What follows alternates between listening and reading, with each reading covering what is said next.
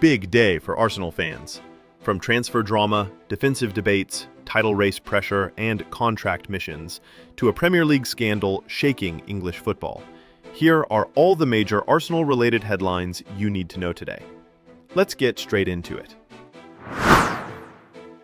Matheus Cunha literally says, "No thank you," to Arsenal. We start with a story that has surprised quite a few fans. Wolves forward Matheus Cunha, a player heavily linked with Arsenal last January, has publicly rejected the idea of joining the Gunners. And he did it in the most casual way possible. In a TikTok video, a fan approached him and asked, "Would you want to join Arsenal?" Cunha laughed, shook his head, and replied, "No thank you." This comes after multiple reports said Mikel Arteta wanted Cunha during the winter transfer window as an additional attacking option. At that time, Wolves were struggling, and many expected Arsenal to make a move. But now, with Cunha's reaction going viral, Arsenal fans online are divided. Some say, "We dodged a bullet," others simply laughed it off, and many said they're happy with Eberechi Eze, the attacker Arsenal eventually brought in this summer instead. The moment has become a meme, but it also shows how far Arsenal have come. Top players now think twice, because the club has moved into a different tier of recruitment expectations. Sandro shocks fans. Romero and Van de Ven better than Arsenal's Saliba and Gabriel? Former Tottenham midfielder Sandro has claimed that Spurs centre-backs Christian Romero and Mickey Van de Ven are the best partnership in the Premier League, even better than Arsenal's world-class duo William Saliba and Gabriel Magalhaes. This is despite Arsenal conceding only 5 goals in the entire Premier League season, the best defensive record in England. Speaking to Football.London, Sandro praised Romero's leadership, the way he speaks to referees, guides midfielders, organizes the back line, and even how he has improved his discipline. He used to pick up stupid yellows and reds, but now he's calmer. He reads the game better. Proper leader. He also highlighted Van de Ven's speed and physicality, calling it the perfect blend. However, this view goes against strong voices in football. Arsenal legend Martin Keown said Saliba and Gabriel are the best partnership in Europe, not just England. Rio Ferdinand said the same thing. Their styles complement each other perfectly.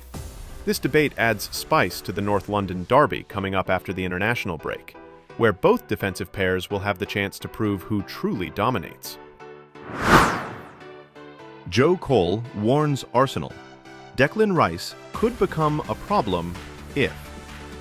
Former England star Joe Cole has warned Arsenal that Declan Rice's long-term future may become a big problem if the club fails to win major trophies this season.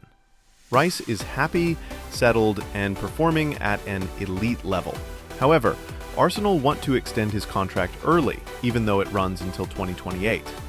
Joe Cole said, "If Arsenal don't win anything this season, 3 or 4 players might start thinking, maybe this isn't going to happen here. Rice could be one of them." The message is clear. Rice left West Ham to compete for the biggest prizes. Arsenal have built the squad, the structure, and the ambition. But this season is a defining moment. Fail to deliver, and there's a risk key players begin to doubt the project.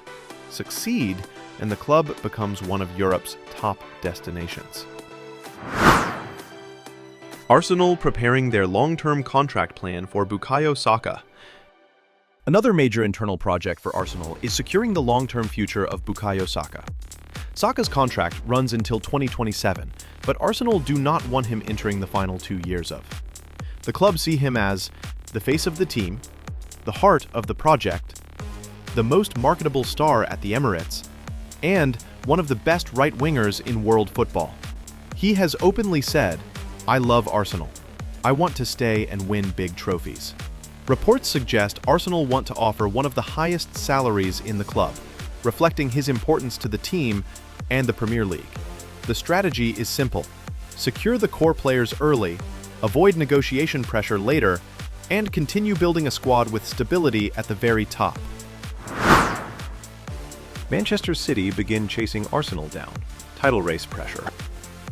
Manchester City are officially tightening the gap behind Arsenal. and Pep Guardiola has already added pressure with a reminder. You cannot win the title in November, but you can lose it.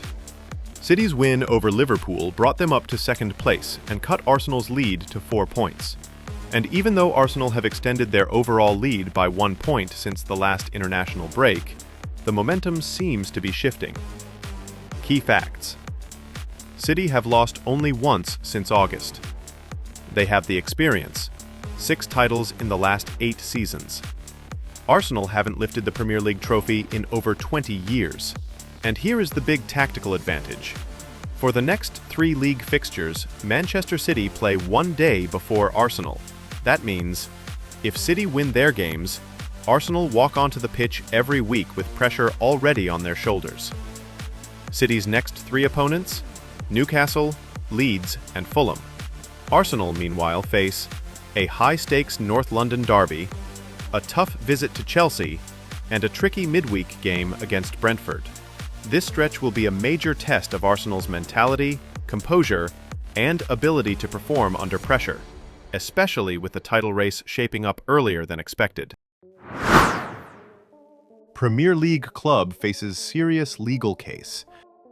A major Premier League club, not Arsenal, is facing a serious legal case in the UK High Court related to events that happened several decades ago. The situation involves a former staff member who worked in several support roles within the club during the 1980s.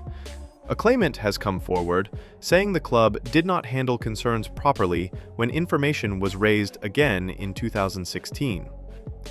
Reports say the case focuses on whether the club fulfilled its responsibilities and whether appropriate action was taken when concerns were first brought to light.